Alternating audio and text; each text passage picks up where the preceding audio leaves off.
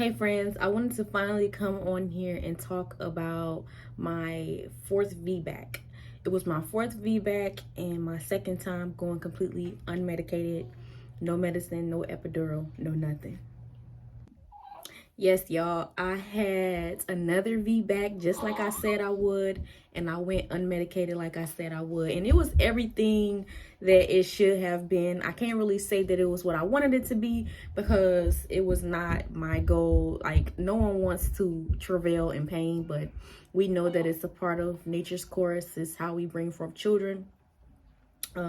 If you see me looking to the side, it's because I got some notes here so that I can stay on track. But I did it exactly how I said I was gonna do it, and I was strong in Jesus' name, just like I handled it like a woman should. I was strong in the name of the Lord. I was trusting in Jesus, and I had my husband right by my side, supporting me the whole entire time. And my kids keep interrupting me. 1 second. I keep getting interrupted, but my faith never wavered. I knew that I could do it in Jesus' name. And my husband was there supporting me the whole time. He kept reminding me to breathe, and it was just a blessed experience. It was definitely very, very painful. And that's what I want to get into. It's like, why would you choose to go through all this pain when they have methods to relieve the pain? Why would I do that? And the main reason I did it really is because I felt that it was God's will for my life. I have a few scriptures here. If you're not Bible believing, this may not be the video for you, but I got a few scriptures here. The first one being from Genesis 3:16, and it says, "Unto the woman he said, I will greatly multiply thy sorrow and thy conception. In sorrow thou shalt bring forth children, and thy desire shall be to thy husband, and he shall rule over thee." Now, to me, like I said, I'm a Bible believing woman. I believe that, God cursed us, for a greater purpose. And I'm not going to go too into detail about the word at this moment, because if you know, you know. But, I believe that this is something that God has burdened us with for a greater purpose, to make us better, to make us whole.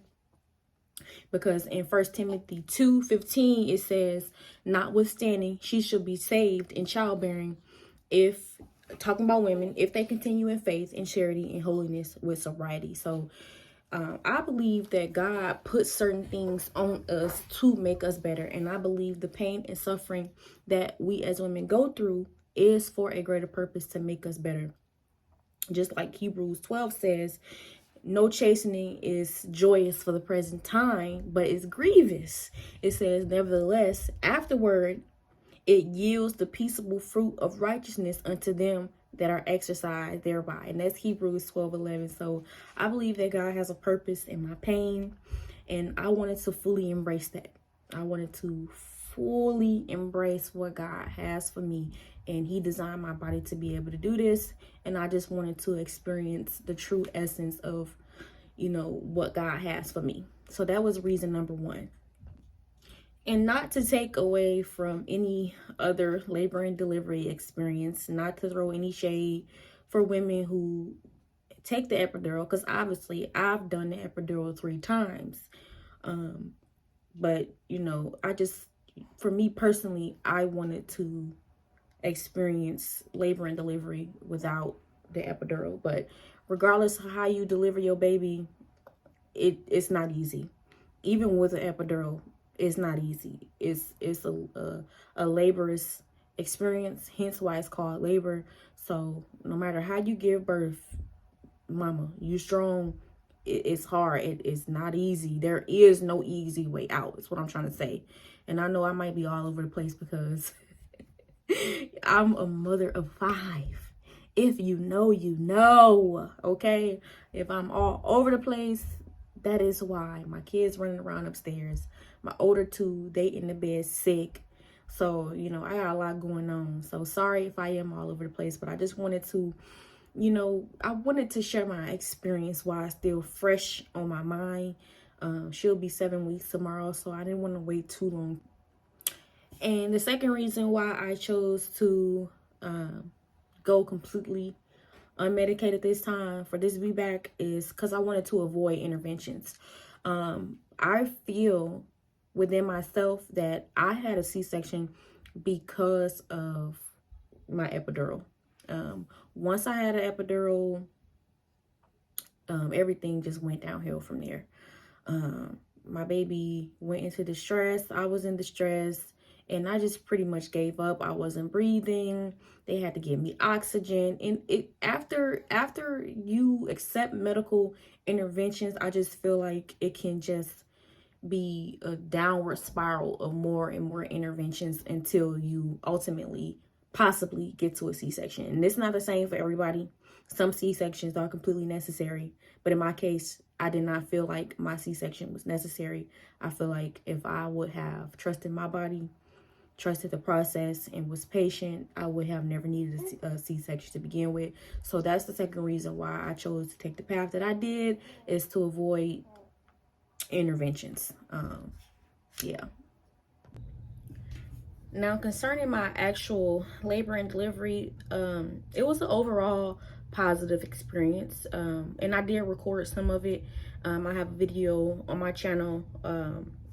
I think it was like me taking a midwife's brew. At the end of that video, I have some footage when I first got to the hospital. So yeah, overall, my experience with my labor and delivery with my midwife and the nurses was pretty good. And when I first got there, I told them, I'm like, look, I want to be left alone for the most part. I want to just, labor, and they let me labor by myself, for hours, and I really appreciated that. Things only got pretty frustrated for me at the end because they kept obsessing about the fetal monitors. When I was pregnant, my belly was super round. So when they tried to place those flat monitors on my belly, they just kept moving with the gel and everything. Like the monitors, every time I had a contraction, the monitors would move, so the baby's heart rate would go offline. And when it got to the end and I was nearly 10 centimeters, I just could not handle them touching me no more. So there was a moment, and I'll show y'all the clip. There was a moment when I was like, look, no, I can't do this no more. Y'all keep on adjusting these monitors on me. I need to go in my zone with God. Y'all need to leave me alone.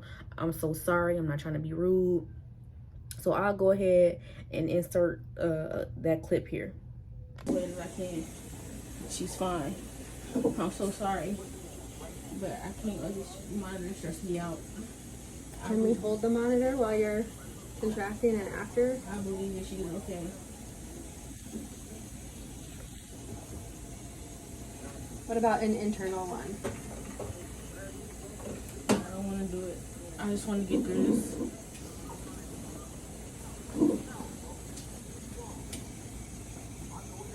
Can we at least listen in between the contractions? It's just stressing me out constantly with the monitors. Like it's really stressing me out. I don't want to do it. I'm sorry. I'm not trying to be rude, but it is stressing me out. I hear you that you're stressed out by the monitors. I just would hate that.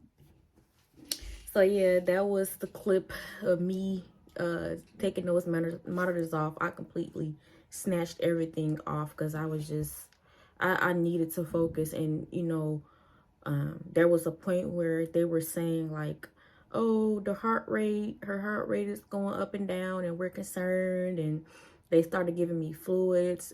It was a moment where I found myself adjusting the monitors and tracking her heart rate. And it just began to be too much, because the thing about me is I respect, the process that the medical professionals have to go through, to keep you safe, to keep your baby safe.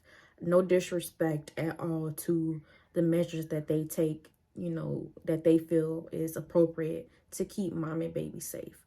But I do believe that mothers have an intuition, and I do believe that we can trust our body. If we can trust medical staff, we can also trust our bodies and what it was created to do, and that was just a representation of me trusting myself as well. you know, that was literally the end. I had let them do their thing all the way up until that point because I got respect. But I had to show them, like, look, I gotta do what I gotta do. Y'all did what y'all had to do. Now it's time for Mama B to do what she gotta do. And even in the midst of me being in pain, I was still respectful and I was still very much so mindful. So yes, you know, by rejecting medical interventions, I am in no way, shape, or form saying that I don't believe in it. I don't respect it. I very much so respect it, but I know who God made me to be, and I know what I needed to do at that moment. After I, you know, snatched those monitors off, at that point, they didn't help me anymore. They didn't coach me through my contractions. They literally stepped back. I had my midwife, a nurse, and I think it was a medical student there. They completely stepped back.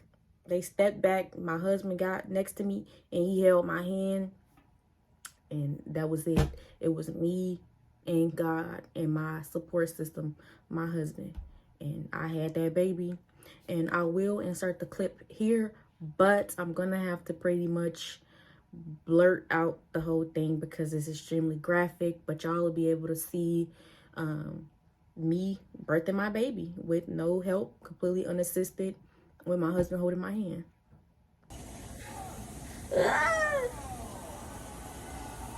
Sounds like you were pushing with that last one.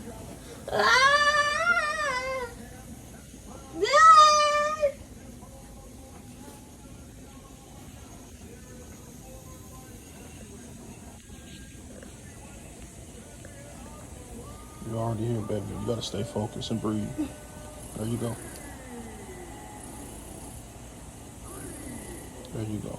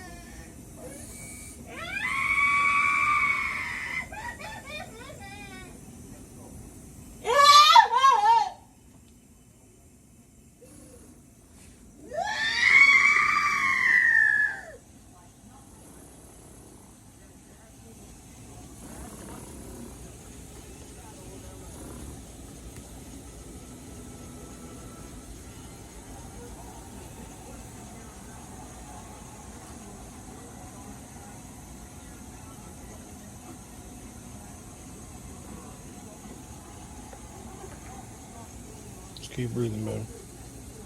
There you go. There you go. Keep breathing.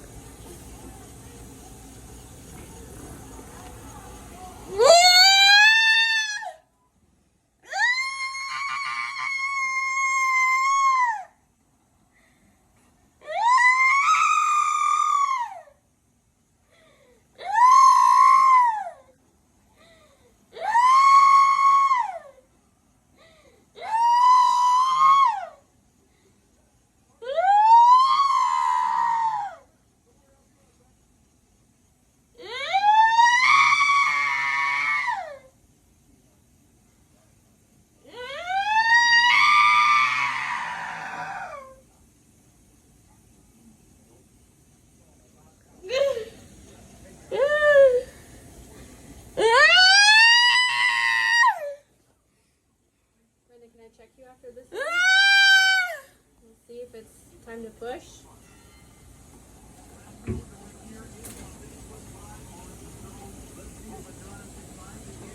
Just try to suck in, don't push that, okay? You hear me? Breathe through it. There you go.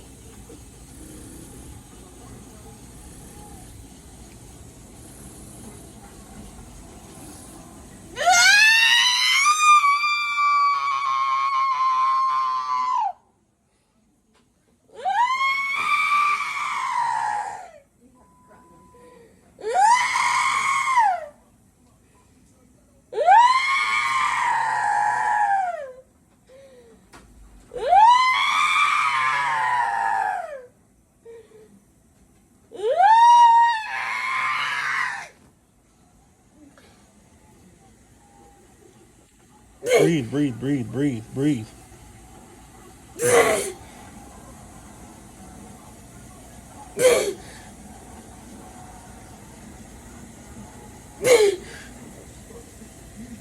Sounds like you're pushing, yeah. Oh yeah, he's head. Okay. You grab the table. Good job. You're doing awesome.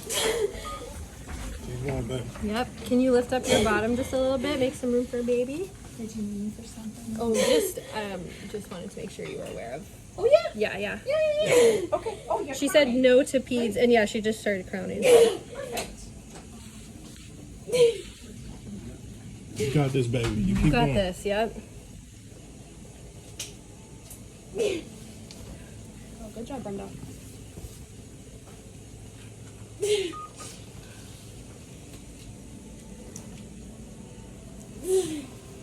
Nice work. Got the head out here.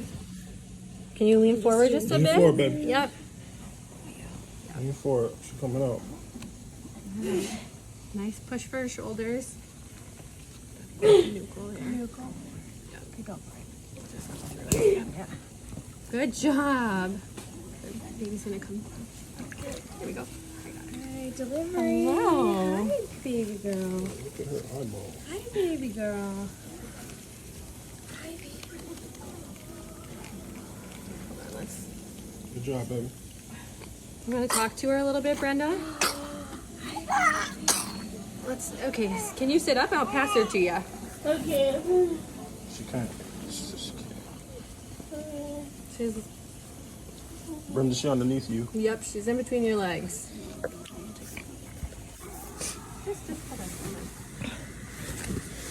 See that? Yeah. Want to listen to her? Listen to the baby? All right, here she is, Brenda. Pick her up. Okay. Hi, baby. Hi, sweetie. Hi, my Go ahead baby. and talk to her. Oh, baby.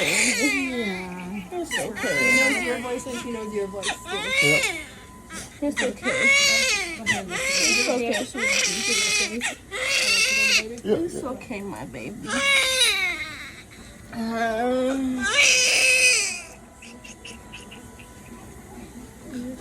It's okay, sweetie. Thank you. It's okay. Got some dry stuff to put in. You want to try? Y'all, that was pretty graphic, and those screams was screams of true agony. But you know, I'm super blessed that my baby was born healthy and that I was healthy. Y'all ain't gonna believe this, but I left the hospital in less than 12 hours after I had her. I was literally at Sam's Club 12 hours after I had my baby. But when you become a mother of 5, like, you gotta do what you gotta do. You gotta move. You gotta move. You gotta move to the next thing, to the next thing, to the next thing. You'll realize once you get to 4+ children, you gotta be multitasking. You gotta be multitasking all the time, or you ain't gonna. If you know, you know. I don't even think. If you have watched this entire video and you are contemplating having a vaginal delivery after a previous C-section, I highly encourage you to pursue it and trust your body. Trust your body, trust God. And if you can, take the natural route. I really do believe medical interventions a lot of time, even though they mean well, a lot of time do lead to cesareans, because your body will stall out a lot of times with the epidural. But you do what's best for you. I hope I had said something that encouraged you on your journey, and I pray that the Lord will bless you in Jesus' name.